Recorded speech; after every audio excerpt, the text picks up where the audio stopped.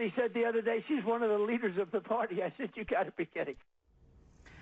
Davy Crockett did die at the Alamo in 1836, but I wonder, what is your reaction to what the president said about you? Guys, I'm off the grid for August, but Lady Eyelashes strikes again. The Davy Crockett, the great old Davy Crockett. But you have this woman, Crockett, very low IQ person. Somebody said the other day, she's one of the leaders of the party. I said, you got to be kidding. Davy Crockett did die at the Alamo in 1836, but I wonder, what is your reaction to what the president said about you? Listen, he has nothing of substance to contribute when it comes to critiquing me. There's a lot that I talk about. For instance, we've just had an entire conversation about gerrymandering and redistricting and why it's bad. And instead of him being able to elaborate on the fact that I'm unable to make a cogent argument or something like that, and then back into his argument that I'm low IQ, he just knows how to throw that insult, but it's a common insult when it comes to people of color. He just threw the same exact insult as Charlemagne the God.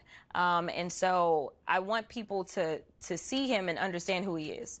This is a person that has a problem with people of color, period. I don't care how many black MAGA out there with their hats. I want to be clear, when we look at who it is that he's kicking out of this country as people of color, when we look at who he always disrespects and says that they are low IQ, even though when you look at his cabinet, this has to be the most incompetent cabinet we have ever had in the history of this country. When we're talking about people that literally have the ability to drop bombs or order that bombs be dropped or make recommendations that bombs be dropped, and they literally don't know how to get the signal chat right. So we're talking about low IQ individuals, but so long as they say that this guy is their guy, and usually if they work for a certain news network, that's the only qualification that's necessary. I've got news for the president. I am not going anywhere. No matter how many squiggly lines they draw in the state of Texas, I will be back, and I will be on his behind and making sure the real accountability that the American people are demanding, whether they're Democrats, Republicans, or independents,